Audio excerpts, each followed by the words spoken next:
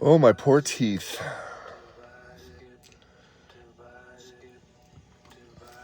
So I didn't start smoking weed on a regular basis until I was 36.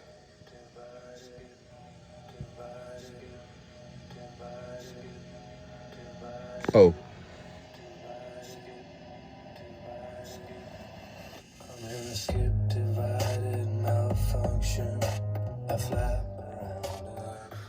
yeah, I'm out camping. Well, living. Whoa, turn that back up.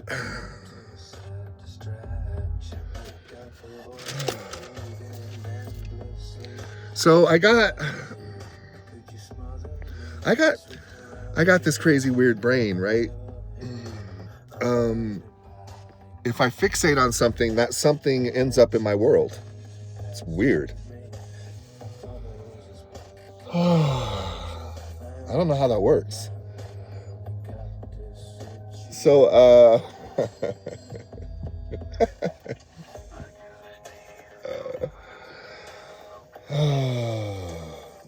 I read this book called Siddhartha about 5 times. I really love it. It's really, really fantastic. I've only read like 10 books from cover to cover in my whole lifetime. Let's see. I quit reading books right around...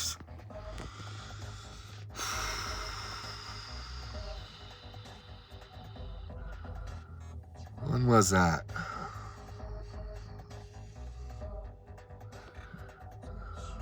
Mid 90s. That's right, mid 90s.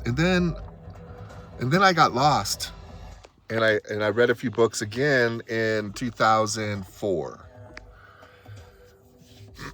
But after that, I stopped reading books, and the reason why is because I started noticing some of the ideas that I was reading about, I had already been considering and thinking upon those things already. And I didn't want to have too much guidance. I wanted to take, I guess, the long way home, Supertramp, the long way home. I guess I like taking the long way. I prefer it. And people are always trying to rush me, and wow, especially in music. Whoa. So I have this process with music, man. It takes longer than everybody else's process. So what? But once that process is concluded, you have my full, undivided attention musically, and I can do whatever you ask of me once I get through my process and understand your music. Fucking patience, people. Calm down. So, I prefer taking the long way home. So, I stopped reading books, and I started writing a lot. I always been, this Jeff trying to talk, take two. I've always written a lot. I've always been a writer. Ever since I was little, I remember my family telling me that I should be a Hallmark card writer. But, so I focused on my writing rather than reading.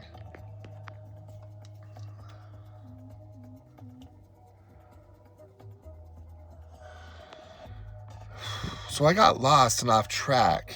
I had to go live with my brother. I got addicted to cocaine and vodka for about 6 years. And I had enough. I was just over it. I was just done. And I needed help. So at the time, my brother and I were still pretty decently close, I mean, we had gone through some shit, but we were still pretty decently close. So he let me stay there, and I got clean. Anyways, whatever. But I remember one of the things that got me to become addicted to things is, of course, we're human. It's funny, people say to me, yeah, man, I have an addictive personality. And I'm like, you're human. No shit. Everybody thinks it's so individualized to them, their addictive personality. It's hilarious. And then there's the people, I don't have an addictive personality. Okay, whatever. Shut up.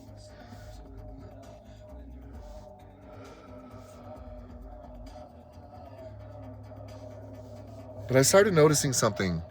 One of the things that was causing me to harm myself or be a masochist. I mean, there's a lot of pieces of the pie. One of them being not diagnosed, because they didn't have a diagnosis for it back in 1976. I don't think the diagnosis came until the 90s. Asperger's syndrome? So part of it is my brain being a little bit crazy and nobody really knowing what to do with it, and me being extremely frustrated. I think Asperger's is completely and totally misunderstood by a lot of people, and okay, fine. There's a lot of politically correct people out there, and I just never have been one of them. Level 1 ASD. I think what it is people think when they hear autistic, I think what they hear in their brain is retarded. I think that's what most people who, I say most people because I find that most people have done zero critical thinking in their life. Zero. None. The majority of the people I've met have done zero critical thinking. And I'm so excited when I come across a fellow human being who has exercised their brain in critical thinking, and we can have these magnificent conversations about topics that other people can never have because they get too emotionally involved in them. They turn into these arguments and scream, and it's ridiculous. Fucking human beings. It's the 21st century. Wake the fuck up.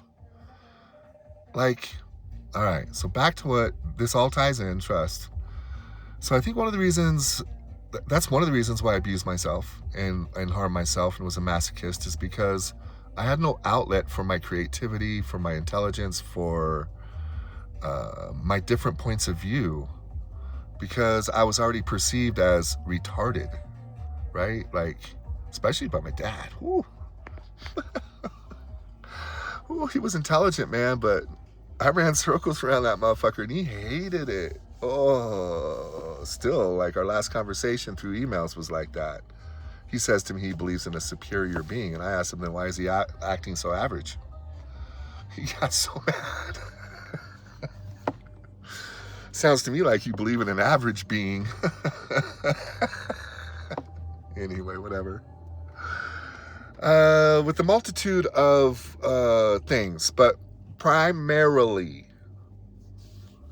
I'm starting to lose so many teeth, I'm spitting everywhere when I speak. Primarily, it was me being a bleeding heart. I let everything that was outside of my control dictate how I felt. Everything. And I was focusing on things that needed correction.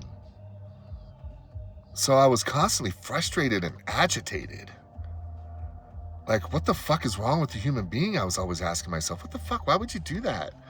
And of course, I see myself in all of that. Of course. Anybody who's known me from start to finish, they know that I have a violent past. I had no outlet, and I was big and strong and mean and angry and confused and frustrated. Beat the shit out of a lot of people for no reason. I was not always at peace. It took many years for me to find peace. And once you find peace, it's not like there's a finish line and it's over. It's a continuous choice with every breath. And this is why I get so upset when people speak in the past tense. Been there, done that. No, you haven't. Not in this situation, not with these elements, not with these parameters. Shut the fuck up. Live in the present, you know? But anyways, back to this whole thing. I was noticing all of these things, especially in politics. I was very into punk rock. I still am. And I'm anti-government, raised by a mom who was extremely anti-government, extremely anti-man, super feminist, thought that men weren't even necessary in our society anymore. And my father, who was extra, Wally George was his favorite fucking commentary. The ultra right winger before there was ultra right wingers. Fucking disgusting. Go back and watch some videos of this idiot. Fuck. That was my dad's fucking hero. Oof. Fuck. Holy shit. Let me calm down. This crazy ass motherfucker my dad everybody thinks is so great. Does a great man axe up a whole house and threaten to kill their kids? Really? That's a great man? That's what a great man does? Forces a family? I'm fucking 8 years old, fucking have to hide under a goddamn bed in the corner of a fucking room because my dad's going psycho, chopping up the whole house with his trophy axe that he got from LA County Fire Department? It's not what great men do, bro. I am sorry. Do great men leave your fucking family for 6, 8 years at a time? Do they? No. Does a great man that you call your father fuck your aunt? No. This is not what great people do. But God, he's got everybody fooled. Okay. Calming down. Look, I can't. This is all tying in. I swear, I promise you. I cannot control what my dad does, what he says, how he thinks, how he relates to the world's occurrences. I have no control over that. I only have control over what I can do in those situations. So, what I was noticing in the books that I was reading was ideas on this topic, and I wanted to explore those ideas with as much of my own brain and as little influence from other people's brains as possible. So I quit reading. I haven't read a book. Okay, time out. I quit reading until I went to prison. Fuck.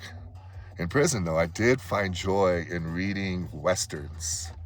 Before, I only read self-help books. You know, I was seeking knowledge only. But in prison, I got to read Compton. Fucking wow, he's great. Anyway, W.W. Johnstone. Oh, fuck, his 28-book series was incredible. Anyway. So I started reading for fun when I went to prison, but I haven't read since I got out. I was only 20 months. I have a history of pushing women to other men. And when I find them with another man, I get pretty upset. So because of my previous experiences of beating up people with a girlfriend, being connected to getting that guy beat up, I got sentenced to 28 months in prison for only kicking this guy who was fucking my children's mom in the head one time. 28 motherfucking months, bro. Anyway, so I read a lot. It was great. Also, I got diagnosed with sleep apnea in prison. Thank God. The doctor said it saved my life. I was falling asleep all the fucking time. I thought I had narcolepsy or something. And then, so I just stopped reading because I wanted to see what I could find in my own brain. And so I wrote 5 books. For me. I'm not trying to say I'm a fucking writer, blah, blah, blah, rah, rah, rah. It's catharticism for myself, and I write them in book form. Fuck it, why not? Anyway, so the Bleeding Heart Jeff attracted fellow bleeding hearts. And as I started recognizing that I was not holding myself accountable for who I say I am, and the reason why I wasn't holding myself accountable for who I say I am was because of what others were doing, I was like, I finally saw my pathetic bitch self. Like, I really saw my pathetic little bitch self. And I was angry.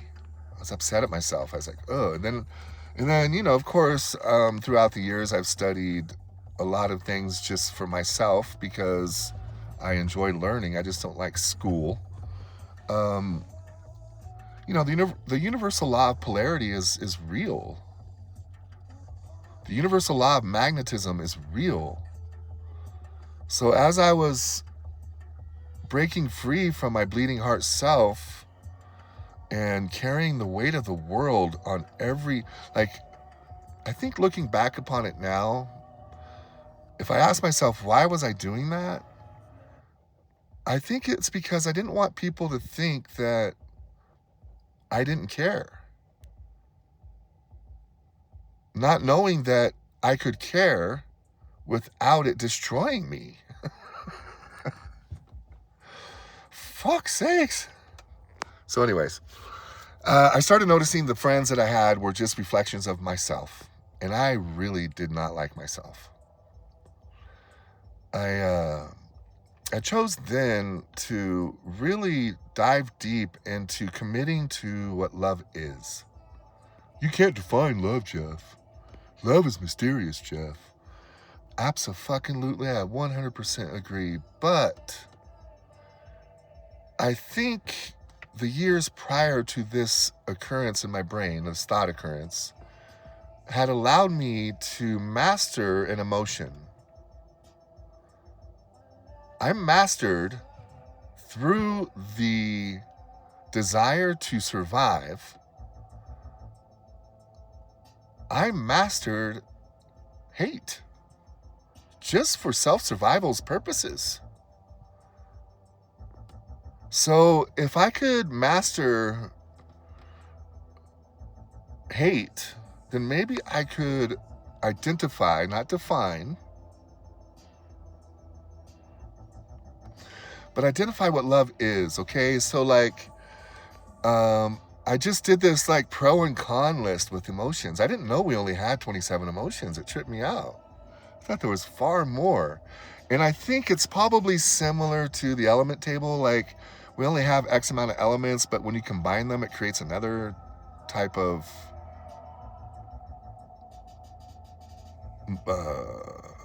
construction. Not an element, but you know what I mean? A particle. Anyways, so when I look at emotions in this sense, I was looking at them, okay, all right, how do I define love? How do I do it? All right, does it feel good to lie, and does it feel good to be lied to? No. Okay, so I'm going to put that over here under hate, and I'm going to put honesty under love. Anyways, I did this with all of these things. So I gave myself a code, how to live by. I'm going to live 100% every breath true to my code of what love is. And love is full expression. In my humble opinion, love is the freedom to be fully expressed and to offer that full expression to others. Love is truth and honesty. Love is bravery and courage. Love is touch. Love is encouragement and acknowledgement. I mean, you can just keep going. You just start thinking about all of the things, what love is. Now, in the transition of all of that, when I chose to be loving with every breath, I lost every person in my life. Disowned. I got called mean, rude, and disrespectful simply for sharing my true, honest feelings with people. As I'm speaking to you now, not even with anger. As I'm speaking now, I would just share how I truly, honestly feel, because in my humble opinion, where's the accountability in sparing somebody's feelings with a lie? And how are we supposed to know where we stand with each other if we're constantly being cowardice in the name of being nice? Right? All these cowards running around.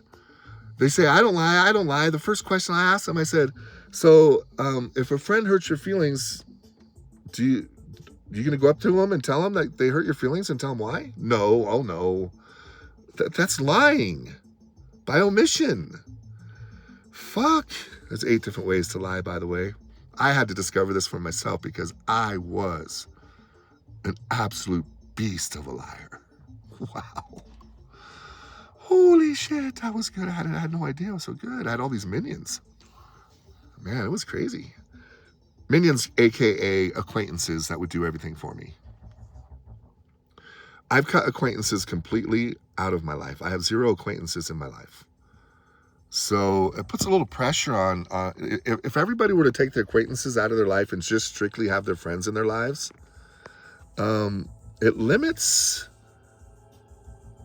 how far you can stretch yourself, because by cutting out acquaintances, you now have like these little safety nets that are no longer there for you in case you trip and fall. So you have to be more precise in everything. It's interesting. I don't like acquaintances. They're too loose cannons. Barf. There's no energy needed to be an acquaintance. Friendship is where it's at. So I think, as I was breaking free from that, and I started to realize that our society had redefined honesty as mean, rude, and disrespectful. It's inverted. It's a lot like, believe it or not, it's a lot like conservative Christianity. They've taken all of Jesus's principles and inverted them to gaslight his followers into believing that he's being led by Jesus. Oh my God. It's intense, bro. Fucking intense. It's intense, bro. So, yeah. My suggestion, not even a suggestion, but because I don't believe in like shoulds or shouldn'ts or anything like that. But as soon as I say something like that, the thing that comes to mind is I'm making a cake. And somebody says, yeah, I want a chocolate cake. Well, if you want a chocolate cake, guess what you have to put in it?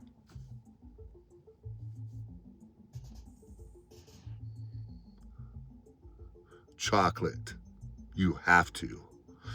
So, if you're wanting more peace in your life, like the value system, if you take a look at the 27 emotions that we feel, orchestrate them in the ones that are most valuable to you.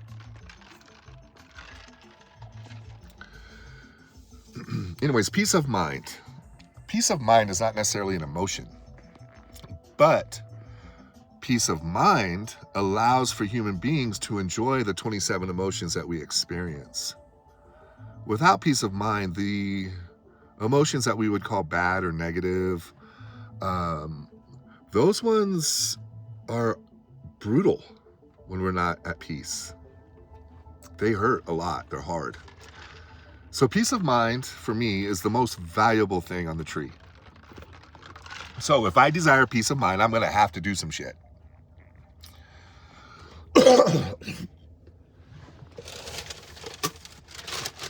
One of the things I'm going to have to do is let go of being right.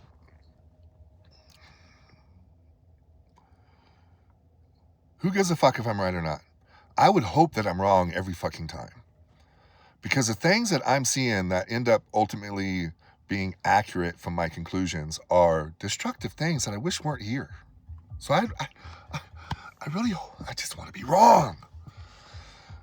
I don't even believe in right and wrong, good or bad. Fuck. Especially when it comes to feeling sharing with another. There is no right and wrong, good or bad in feelings yet. As soon as we share a feeling with another, have you ever noticed what the other person says to you? That's not right. You're wrong. I'm like, what the fuck are you talking about? Bitch, what world are you living in where you're going to label my feelings as right, wrong, good, or bad? Get the fuck out of here. These are my feelings. Sharing them with you. Be a fucking human being, a loving, caring human being, and receive these feelings. Consider them. Let's talk. Don't tell me I'm fucking wrong, you fuck. Fuck!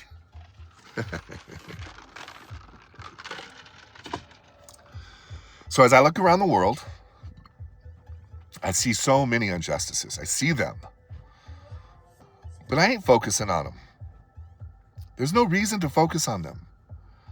I have fun with the craziness that Trump is. He's a fucking lunatic. He's absolutely unhinged. He's a fucking idiot. He's destroying lives. He targets people. The Pope, for example, his brother getting death threats. The police had to go and fucking protect him. Just because of what Trump said about the Pope. What the fuck? And then he labels Antifa, which simply is anti-fascist. He labels them as terrorists his first time around. This time around, he names the LGBTQ community terrorists.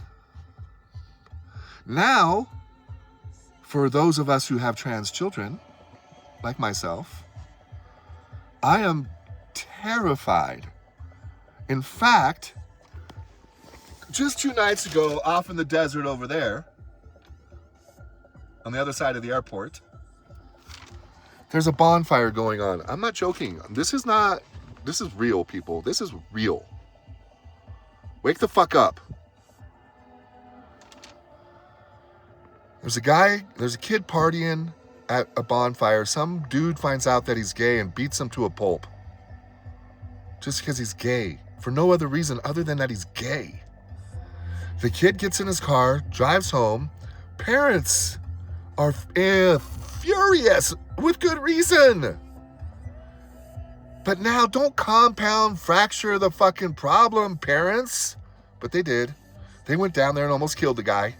Now 3 people are in jail with fucking felonies when only 1 person needed to be in jail with felonies.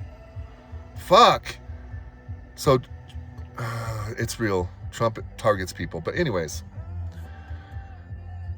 I see the injustices going on all over. Gaza, Israel, bullshit. The fucking I'm not calling that bullshit. I'm calling how they're managing all of that and killing innocent. It's fucking horrific. I get it.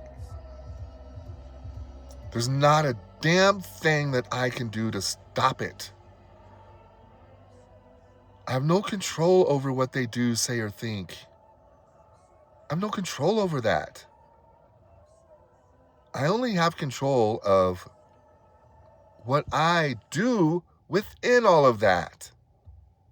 For example, I'm going to give you an example. Maybe this will make more sense. I have no idea if it's making sense at all. But just hold yourself accountable for your own emotional state of mind, without blame or credit for anything else. All right, here we go. With the exception of these moments I'm about to share with you right now, but they have to be short.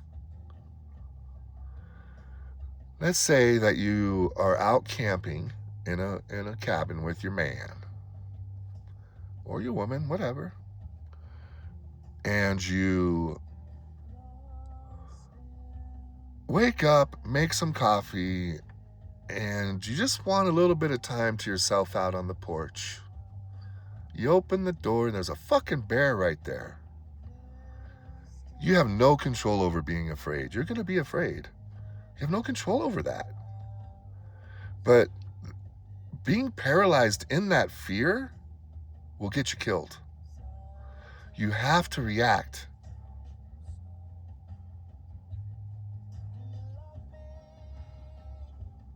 Can't get paralyzed in our emotional state of mind. We can't get paralyzed in our anger and frustration and confusion based on events that are happening that are outside of our control.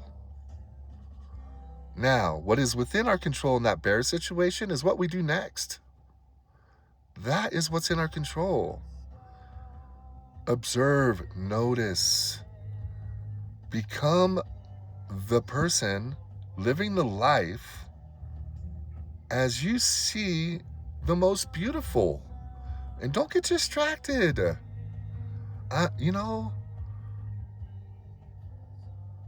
Don't get distracted. It's your one and only fucking life that you're going to remember. Maybe.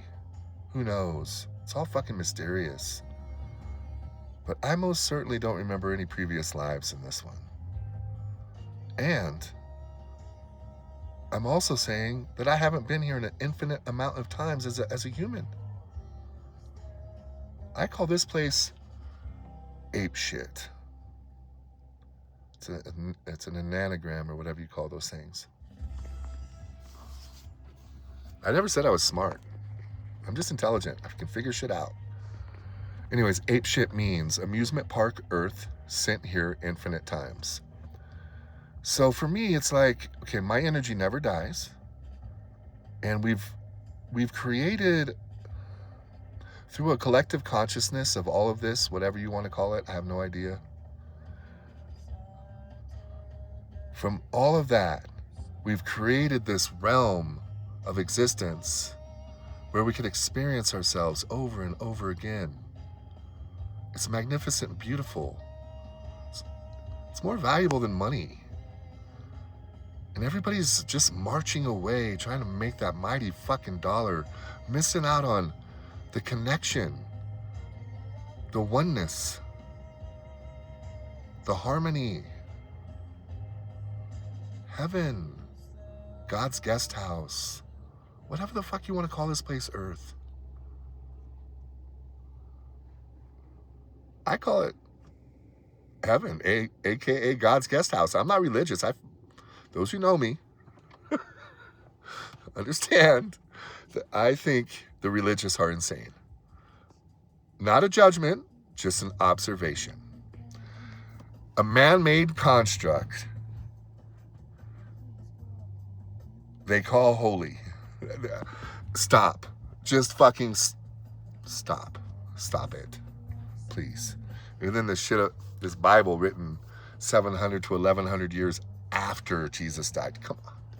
Come. Jesus, motherfucker. Ooh, la, la, la, la. Holy, though. It's totally holy. And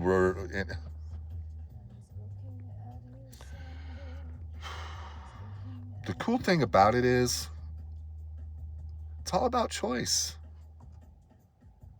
The beauty is in choice, not in what we choose. The fact that we have a choice.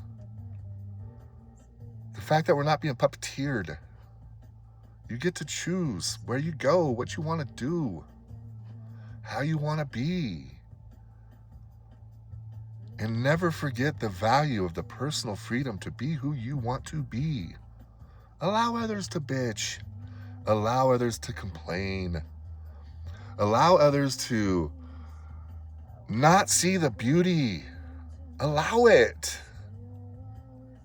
If you don't allow it, they are going to distract you from it. All right. Much love, y'all. Deuces. Peace.